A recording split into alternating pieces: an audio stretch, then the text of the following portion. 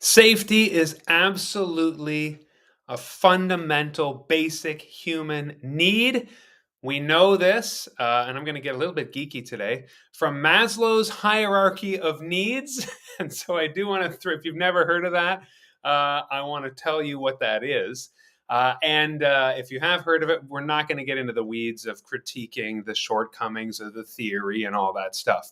But it is a helpful reference to how we are feeling as residents of Saint Croix, and I'd say across the province. And if you have been watching my videos since the beginning, first of all, I'm sorry and thank you.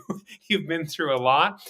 This is 104 today, straight days of me going live, sharing you my thoughts, what I'm learning from you, and what I want to do when I am elected as your MLA. But one of those things that happened on camera, in addition to doing all that, was I did have an epiphany. You probably, if you remember it, you saw it, and I don't remember what episode it was, but when I start talking about the 5 needs, the fundamental, essential, immediate needs for Saint Croix, as reflected on my badge. And like I say, this is not just a goal that I have, it is an essentially accountability piece where when you see me as MLA, you can ask me, how is affordable housing going? How is housing for all going? How is access to primary care going? How is affordable food or food prices or helping for farmers? How is that going? How is our public safety going?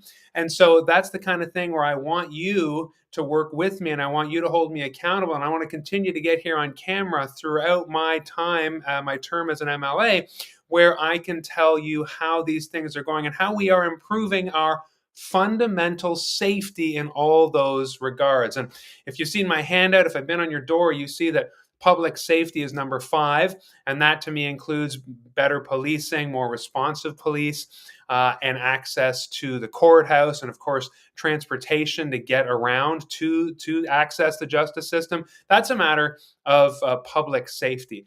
But at the core, at the root of all these things, is safety. When you cannot pay your rent, you don't feel safe. And I acutely remember what this was like with my wife in Toronto. We had homestays while we were getting our master's degree, and we were just a razor's edge of paying rent all the time. Now, what happens when you purchase property? You become a homeowner, and property taxes are being assessed year over year in an unfair way, in a runaway way, and you are feeling 10%, 10%. It's already been announced, 2025, prices are going to go up again.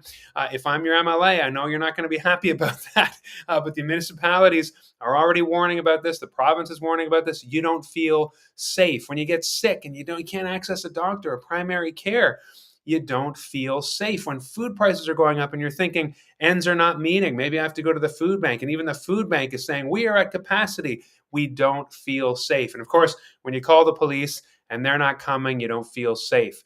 When charges are levied against you, or you are a victim and you want to press charges, but you have no access to the courthouse and it's too far and you don't have transportation, you don't feel safe. You can't get on and off of Campobello, you don't feel safe. Glyphosate is being sprayed in Macadam, killing the land, killing the fish, moose are moving out, you don't feel safe. Okay, so this is all fundamentally about us feeling safe. And if I throw up in my last minute the Maslow's hierarchy of needs, this is fundamental. If you've seen my signs around town, you see that my slogan on the sign is safe so we can thrive. And that really stemmed out of my conversations with you and making these videos and realizing there is a constellation of needs that we need to solve, but at the heart of it are physiological needs at the bottom of the pyramid and our safety needs. And if you look at kind of the criteria there, physiological needs are air, water, food, shelter, sleep, clothing, reproduction, and safety needs, personal security, employment, resources, health, and property.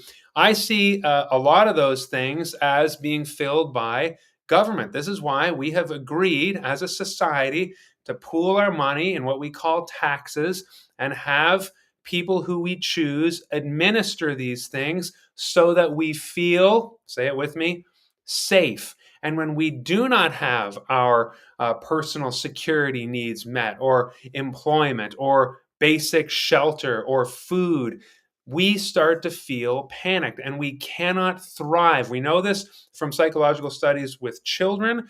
Children cannot develop when they do not feel safe. And of course, this transcends to adults as well. And so that is why, like I say, all around our riding, you see my sign going up, and you'll see the tagline on there, safe so that we can thrive, because I do believe that that is the role right now, whether we're talking about glyphosate or ferries or rent or access to justice or access to primary care.